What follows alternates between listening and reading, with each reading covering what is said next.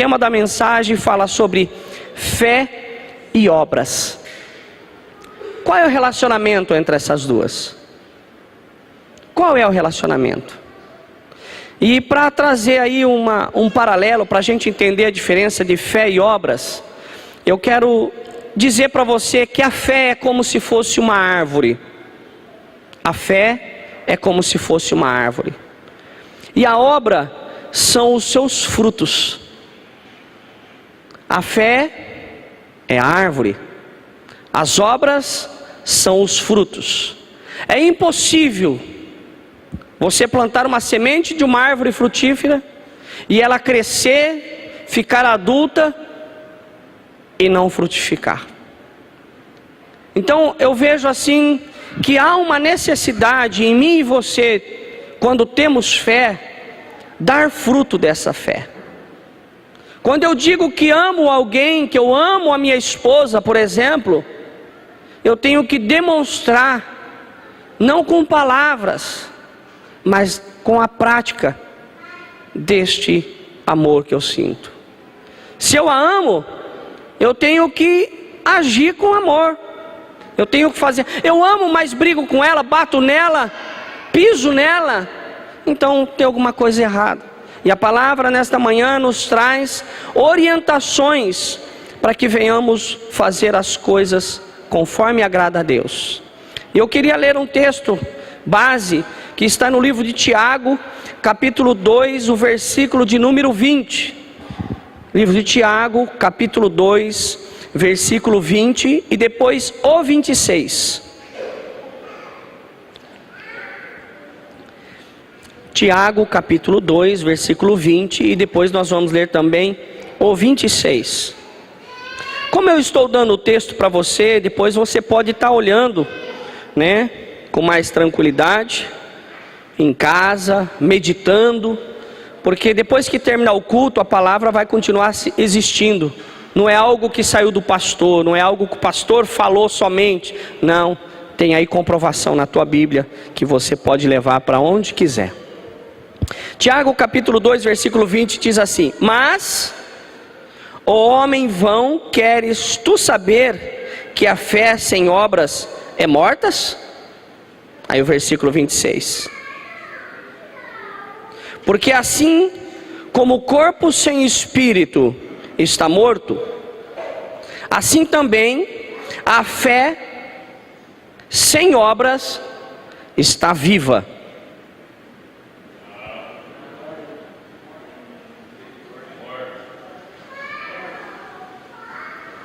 Está morta.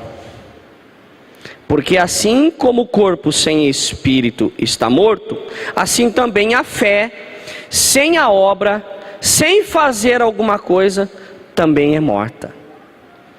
E eu comecei a meditar nessa palavra e me leva em vários campos a pensar. Eu gosto tanto de trabalhar naquela empresa, mas eu tenho dado grandes resultados lá. Eu gosto tanto de fulano, mas como tem sido o meu relacionamento com ele? Como eu disse, a palavra de Deus não condena ninguém. Ela vem como um alerta para mudanças, para transformação, para que a vontade do Senhor venha a tornar realidade. E quando alguém casa, qual é o motivo que levou para casar? Será que casou para o amor ou é para fugir? Porque o pai era chato? Porque o pai era um antigo? Ou porque o pai amava, o pai e a mãe amavam demais? A palavra de Deus diz que o pai que ama educa, e o filho que é amado reconhece que é por amor. Isso não é exceção. Existem as exceções que são feitas de maneira errada, mas aqui nós não estamos pregando as coisas erradas, nós estamos ministrando as coisas que são corretas aos olhos de Deus. Então, se eu tenho algum sentimento, eu tenho que demonstrar isso, não somente com palavras, mas com a prática. Eu confio em Deus em tudo. Você tem confiado a tua vida financeira a Deus? Eu sou convertido. Mas chega em casa, senta a mão na esposa, bate no filho, não para educar, mas para espancar. Isso é mudança? Isso é cristianismo? Evidentemente que o Senhor está aqui para nos ensinar e nos fazer pensar em tudo. E o primeiro ponto que eu quero analisar é que quando temos fé, tem que ter prova dessa fé, e a prova é a obra. E em Tiago ainda, capítulo 2, versículo 14, eu vou ler alguns versículos aqui. Diz assim no 14: meus irmãos, que aproveita se alguém disser que tem fé e não tiver obras. Porventura a fé pode salvá-lo? E se o irmão ou a irmã estiverem nus e tiverem falta de mantimento cotidiano, no diariamente, e algum de vós lhe disser: ide em paz, aquietai-vos e fartai-vos, e não lhes derdes as coisas necessárias para o corpo, que proveito virá daí? Irmãos, quando chega alguém necessitado, a gente tem que estar pronto a ajudar. Porque eu fui chamado por uma obra, e minha obra está baseada no exemplo. Exemplo de quem? De Jesus. Ele estava no bem bom lá no céu. Aí ele olhou para mim e para você e falou assim: tem alguém necessitado. Eu não vou ficar aqui parado no lugar de conforto, lugar bom que é aqui no céu, e deixar aqueles que me querem, aqueles que querem minha ajuda, ficar lá sofrendo na terra. Eu vou descer lá, eu vou nascer como um deles, eu vou ser homem também, eu vou comer o alimento que eles comem, eu vou beber a água que eles bebem, eu vou andar nos caminhos que eles andam, eu vou sofrer as tentações que eles sofrem, porque eu quero saber como é essa terra, porque eu quero salvar essas vidas que querem me aceitar. E ele tem que ver essa atitude em mim, e ele chama todo mundo para estar do lado dele. Quando ele morreu na cruz, Jesus se entregou na cruz, ele deixou aberto uma porta, que quem quiser pode entrar. Mas o que é que ele pode fazer com alguém que não quer entrar? Ele não pode fazer nada, porque mesmo assim ele deixou uma escolha para mim e para você. Eu escolho o que eu quero. Em Deuteronômio 30:19 fala assim, ele torce: escolha o bem, escolha as coisas boas, escolha a mim, para que você e a tua descendência viva e viva bem. Ele faz essa torcida. E nós, como exemplo de Cristo, não podemos ver alguém necessitado, se confiamos em Deus, ver e deixar ela continuar assim, sendo que aquela vida está lutando para viver, está batalhando, às vezes está no nosso meio, às vezes pode estar sentado ao teu lado essa manhã. Como eu disse em outras ministrações, talvez a única coisa de Deus que uma pessoa possa ver em toda a sua vida, seja Deus na tua vida, na minha vida. E o que é que nós estamos apresentando? Que obras nós temos? Fé eu sei que você tem. Eu sei, você está aqui. Obras, eu sei que tem muitos que fazem, e pessoas que vão começar a fazer a partir desse culto. Mas não é para mostrar para o pastor, não é para mostrar para o vizinho, mas é para mostrar para Deus. Porque eu posso fazer coisas contra a minha vontade para aparecer diante das pessoas, mas somente Deus sabe se aquilo eu estou fazendo com amor ou não, porque com amor Deus recebe. E nós devemos pensar nisso. Versículo 17: assim também a fé, se não tiver as obras, é morta em si mesmo. Mas dirá alguém: tu tens a fé, eu tenho as obras. Mostra-me a tua fé sem as tuas obras, e eu te mostrarei a minha fé pelas minhas obras. Versículo 19: tu crês que há um só Deus? Fazes bem, também os demônios creem e tremem de medo, se estremecem. Mas, ó homem vão, queres tu saber que a fé sem as obras é morta? A primeira coisa que eu tenho que ter para agradar a Deus, em Hebreus 11:6 fala que sem fé é impossível agradar a Deus. Mas depois de agradar alguém, eu tenho que manter um relacionamento. E é somente através do fazer, através do agir. E nesta manhã, Deus nos traz uma reflexão de quem nós somos e o que estamos fazendo. Porque depois de tudo que eu faço, vem a recompensa. E a recompensa muitas vezes não vem daquele que eu ajudei, mas vem de outro lugar. Aqui na igreja, irmãos, nós distribuímos cerca de 2.500, 3.000, às vezes até 4.000 folhetos por mês.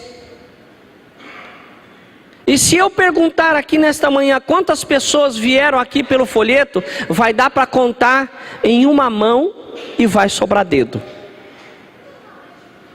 Por quê? Porque Deus não quer que eu me glorie naquilo que eu fiz, mas quer que eu glorifique a Ele. Porque quando eu puxo a glória para mim, Deus não pode agir. Quando a minha luz brilha mais aqui de Deus, a dele não vai aparecer. Então eu tenho que às vezes apagar a minha luz, para que a luz do Senhor comece a brilhar. E nós devemos ser como a lua é, ela reflete o sol. Ela não tem luz própria, mas ela reflete o sol. E nós somos como a lua, refletindo Jesus, refletindo Deus. E você sabe que as coisas românticas, ela vem da lua. A lua, se você não sabe, ela tem uma influência sobre o oceano. A lua, ela tem uma influência sobre as plantações. A lua tem influência sobre as colheitas, sobre as pescarias. A lua tem influência em tantas outras coisas, mas eu e você sabemos que a luz que brilha, toda essa influência, tudo isso que acontece, não é por causa dela, mas ela reflete o sol. E quando nós refletirmos Jesus, as obras vão acontecer não por causa de nós, mas por causa de Deus, que está sendo refletido através da minha vida, através da sua vida. E outras pessoas vão falar assim: que luz é essa? Essa pessoa mudou de uma maneira que eu não a reconheço mais. Ela está diferente. Muitas pessoas querem ser chamado diferente. Às vezes eu vejo jovens, para ser diferente, colocam um brinco. Aí o amiguinho coloca um brinco também. Ele falou: não, eu quero ser diferente. Coloca 2. Aí o amigo coloca 2, 3, 4. Daqui a pouco, meu irmão, não tem onde pendurar as coisas. E na verdade Deus já nos fez diferente de todo mundo. Não existe outra pessoa igual a mim, igual a você. Nós somos único.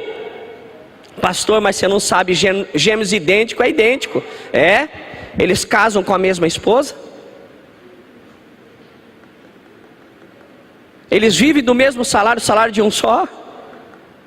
Vai analisando que são coisas que o mundo ensina, prega, e a gente acaba acreditando muito mais no que aquilo que o mundo fala, no que aquilo que Deus deixou através de sua palavra. Mas o que vai nos fazer ter vitória não é o que o mundo fala, mas é o que o Senhor fala.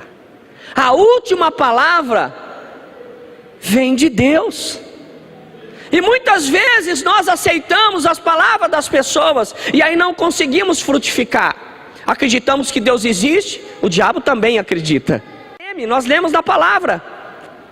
Mas e eu? Sou igual a ele? Só vou ficar tremendo? Não, eu tenho que dar frutos. E que frutos são esses? Irmãos, para Deus, da mesma forma que não tem pecado, pecadinho e pecadão, isso é o meu ver, o que eu vou concluir. Não existe pecado, pecadinho e pecadão. Existe pecado. Pecado é errar o alvo. E quem erra pode errar por pouco ou pode errar por muito, mas de qualquer maneira, errou. E nós classificamos o pecado como pequeno e como grande. Meu irmão, eu sempre digo aqui, você ir no mercado, chupar uma uva lá que está lá na banca para ser vendida, e matar uma pessoa ou assaltar o Banco Central, não existe diferença. Foi pego alguma coisa que não era para pegar, porque tinha que pagar por aquilo, mas pegou. E a gente classifica, e o maior pecado, sabe de quem é? É o das outras pessoas, porque o meu é o menor. Eu sou o que menos peca. É mais um pecado esse falar que não peca, ou que seu pecado é menor. É mais um acrescentado na lista de tantos que eu e você cometemos no dia a dia. E que há uma necessidade de perdão de Deus. E o que Jesus, segundo ponto, o que Jesus tem procurado? Em Mateus 21, 19 diz assim: e avistando uma figueira, Jesus estava andando por um caminho, talvez num momento de necessidade, de fome, querendo comer algum fruto, e avistando uma figueira perto do caminho, dirigiu-se a ela, e não achou nela senão folhas, e disse-lhe: nunca mais nasça fruto de ti. E a figueira secou imediatamente. Irmãos, eu não estou aqui conjecturando com você se era tempo ou não daquela árvore dar frutos, mas eu acredito que Jesus não ia procurar fruto em uma árvore, sendo que não era tempo de fruto dela. Isso é o que eu acredito. Porque se ele procurasse fruto diante dos discípulos, e depois falasse assim: eu não achei fruto, e mandasse secar a figueira, os discípulos falavam assim: ó, aquela água que o senhor bebeu não estava boa, o senhor procurou figo na figueira aí, mas não é tempo de figo. Então ele ia escandalizar. E eu acredito que para dar exemplo, ele procurou fruto na árvore no tempo do fruto. Como Deus em mim e você, depois do seu conhecimento de Deus, depois do seu amadurecimento, depois da sua fé fortalecida, Ele vai vir, entre tudo o que fazemos, procurar frutos. E como vai ser? Se Ele procurou frutos na árvore, como vai ser comigo e com você? Será que vai ser diferente? Porque eu tenho o nariz grande? É diferente com você porque você é loira, moreno? É diferente? Deus trata alguém com diferença, com acepção? Com toda certeza não. Então nós devemos pensar que depois de um amadurecimento, que a árvore ela tem o seu estágio, da semente até o ponto dela produzir, e Deus sabe qual é o ponto que nós comecemos ou vamos começar a dar fruto para Ele. E aí nós também sabemos, porque quando há uma ministração da palavra dessa, o próprio Espírito Santo começa a nos cobrar de uma atitude que nós não tomamos até então. Há uma necessidade. E Lucas 6,43 diz assim: porque não há boa árvore que dê mau fruto, nem má árvore que dê bom fruto, porque cada árvore se conhece pelo seu próprio fruto. Irmãos, Jesus, quando olha para a pessoa e vê que deu algum fruto bom, mas aquela árvore é má, Ele não vai aceitar, porque sabe que aquele fruto é o fruto de um engano. Aquele fruto está tentando enganar alguém. Irmãos, quem nunca viu na natureza um passarinho desse tamanhozinho assim, corruíla, ou qualquer outro pássaro pequeno, tratando de um passarinho preto desse tamanho chamado chupim?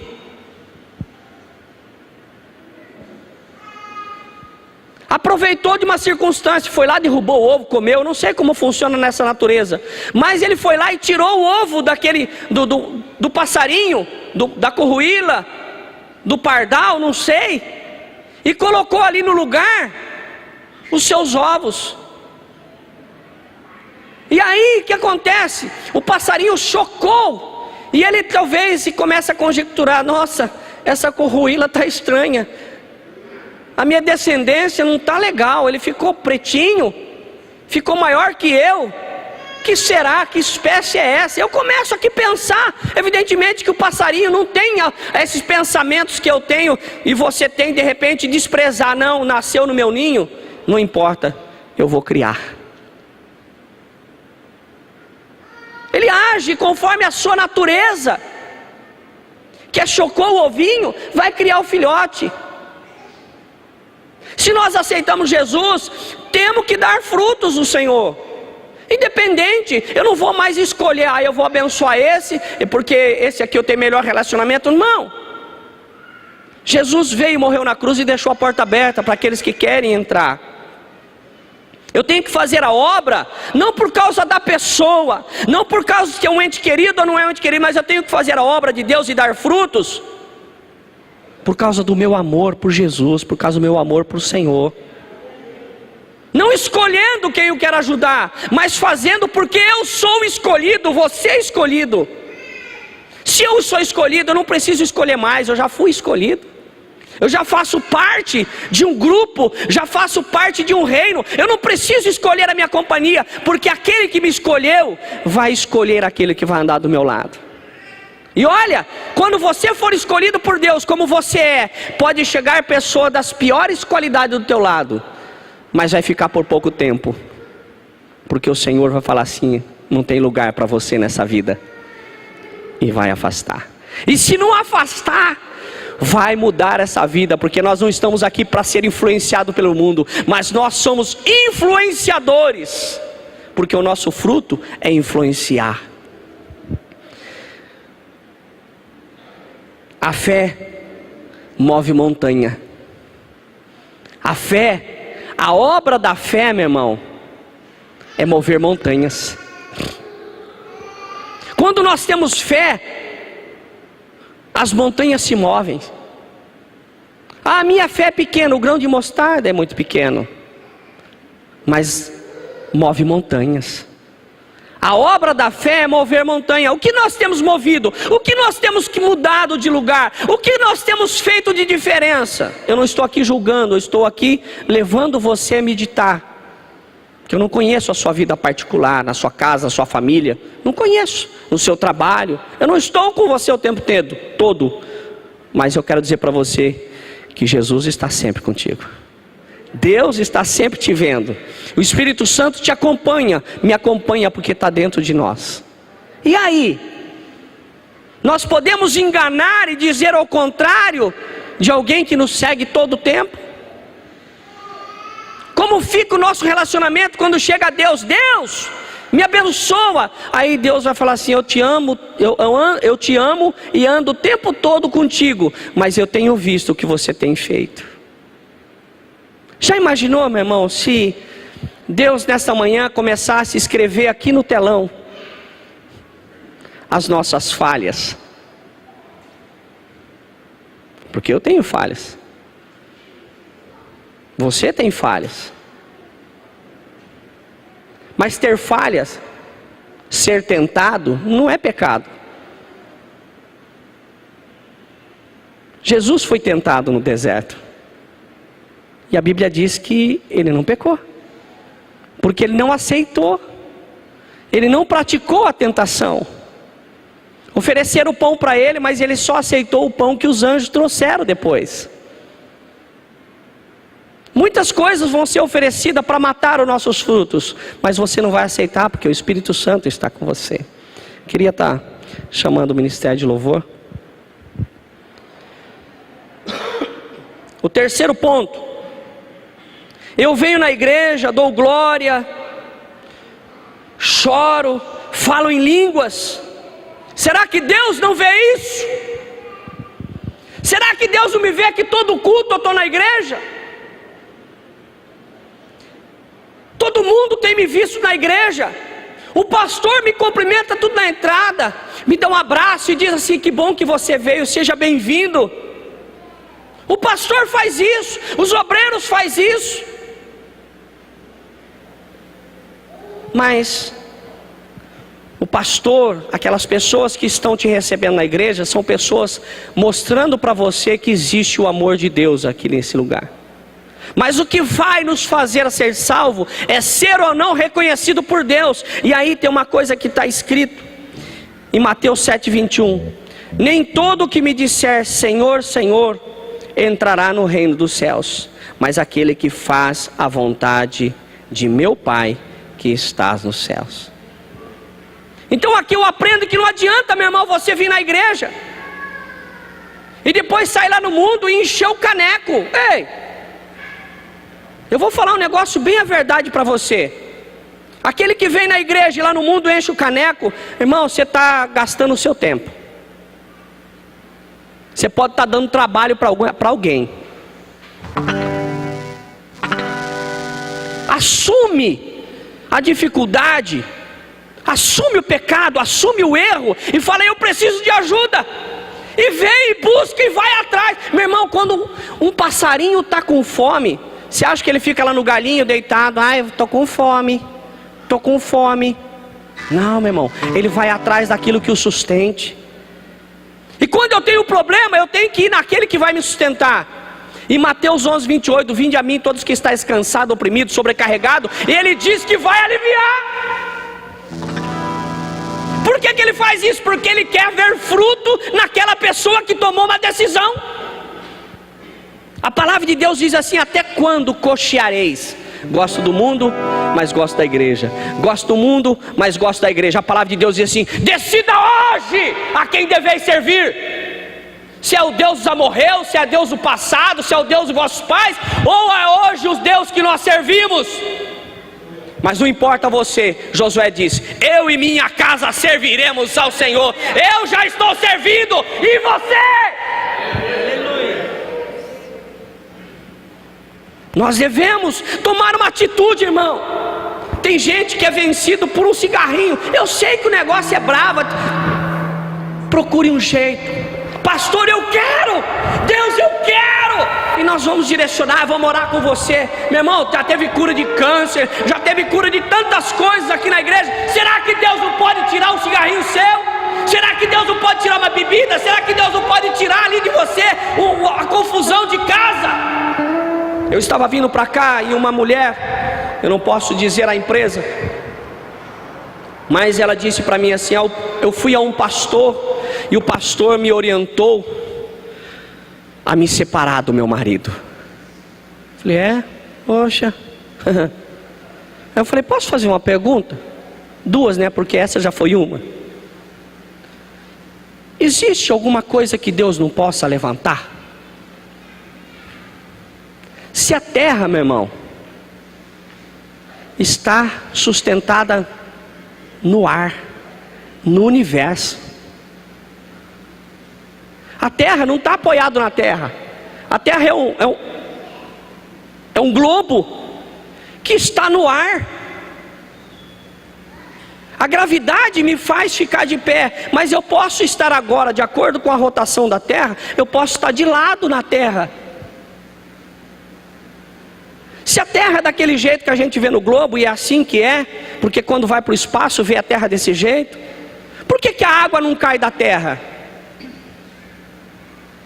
Por que as coisas? Porque está no controle de Deus.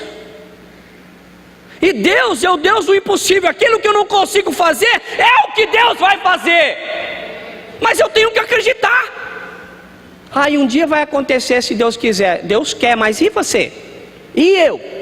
E nós? Não podemos tomar uma atitude: mas esse negocinho que eu estou fazendo é tão bom. É bom sim, mas leva para o inferno. E o tempo está chegando ao fim, meu irmão. Jesus está voltando, e Ele veio buscar a igreja, veio buscar eu e você. Eu não sei por que eu estou pregando sobre a volta de Jesus. Talvez esteja próximo mesmo, talvez pode ser amanhã, pode ser daqui a pouco. E aí? Como que vai ser? Como que eu estou diante de Deus? Eu estou dando fruto, não estou dando fruto? Como está a minha situação? Onde eu estou? Mas tem algumas pessoas, como o publicano e o fariseu, vai falar assim: Senhor, eu não sou igual a esses caras aí não. Eu não sou igual a isso aí não. Eu não sou igual ao publicano não. Eu sou fariseu. Eu conheço as leis. Eu conheço todas as coisas. E o fariseu, estando em pé, orava consigo desta maneira: ó Deus, graça te dou, porque não sou como os demais homens, roubadores, injustos, adúlteros, nem ainda como esse publicano. E apontou para a pessoa do lado. Jejuo 2 vezes por semana e dou os dízimos de tudo quanto posso. Aí foi a vez do publicano.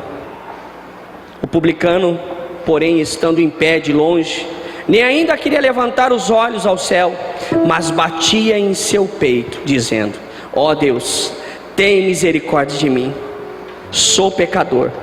Digo-vos que o fariseu, o publicano, melhor dizendo, digo-vos que o publicano desceu justificado para a sua casa, e aquele, o fariseu, desceu dali talvez humilhado.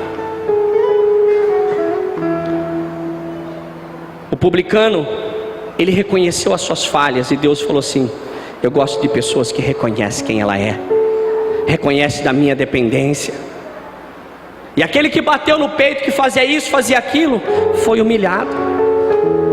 Será que quando nós batemos no peito e dizemos: eu sou o cara, eu sou o pastor, quando eu oro tudo acontece, será que eu não estou nessa condição de fariseu, querendo receber a glória para mim e não dar a glória para Deus? Mas quem estava na sexta-feira, eu me pus de joelho aqui, meu irmão, porque eu tenho que me render ao Senhor, eu tenho que estar no pé do Senhor, porque, meu irmão, eu luto contra as trevas, contra o inferno, porque quando eu ponho a mão sobre uma pessoa, o diabo que está ali tomado em espírito, aquela pessoa é obrigada a sair em nome de Jesus, e eu sofro retaliação por causa disso, eu sofro afronta através da sociedade, dos vizinhos, de todo lado, mas jamais vou desistir, porque a minha confiança não está apoiada naquilo que eu vejo, mas está apoiada no Senhor.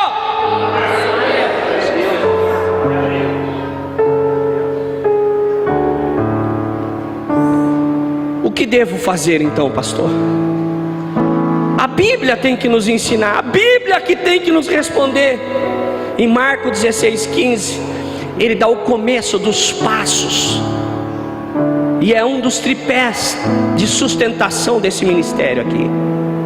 Em Marcos 16:15, Jesus dá uma ordenança a mim, a você e todos aqueles que escolhem Ele como caminho, verdade e vida. E disse-lhe: ide por todo o mundo e pregai o Evangelho. Somente para os vizinhos? Não. Somente para os amigos? Não. Somente para... Não.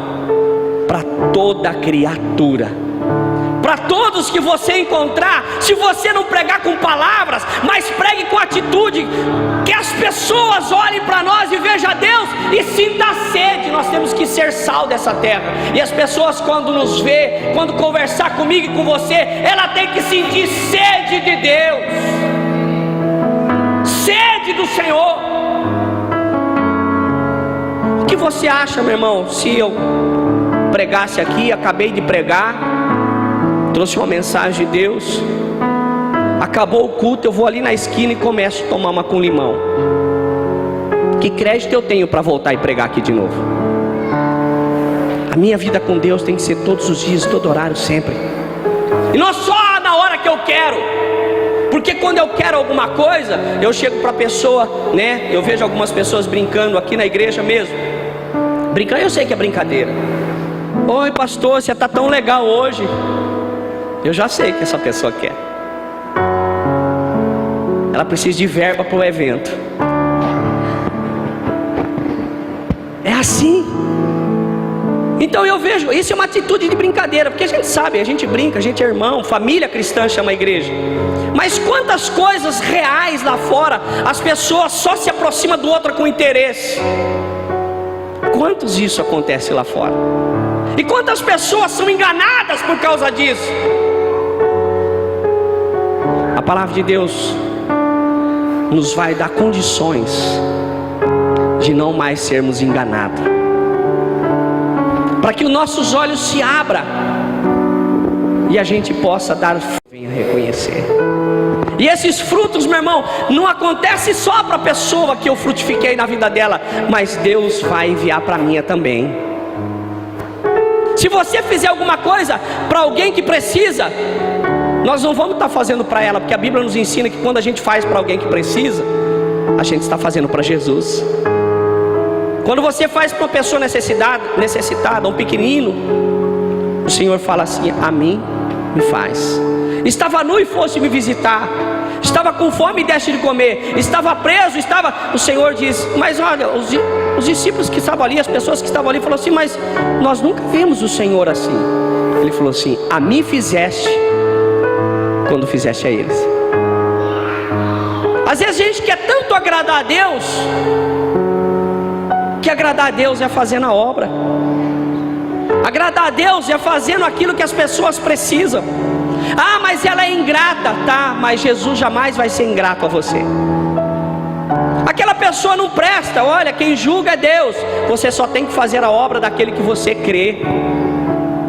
A pessoa não reconhece o que eu faço, e quantos não reconhecem o que Jesus fez? Às vezes nós queremos ser melhor que Jesus, queremos ser mais reconhecido do que Jesus foi. A sua vida vai ser uma bênção, já é uma bênção, e vai multiplicar mais ainda, porque os frutos traz riqueza em todas as áreas. E eu quero aqui concluir e perguntar para você, sem você me responder, mas responder para você mesmo: como está o teu frutificar com Deus? Eu não posso dizer que Deus vai escolher A ou B, porque às vezes pode ser que nem eu seja escolhido. Se eu me desviar do caminho do Senhor, eu não vou ser escolhido, eu tenho certeza disso. Mas Deus pode olhar para mim e para você nessa manhã e falar assim: venha, bendito de meu Pai, venha. Nós vamos para um louvor, e depois eu quero fazer uma oração com você. Vamos louvar o Senhor.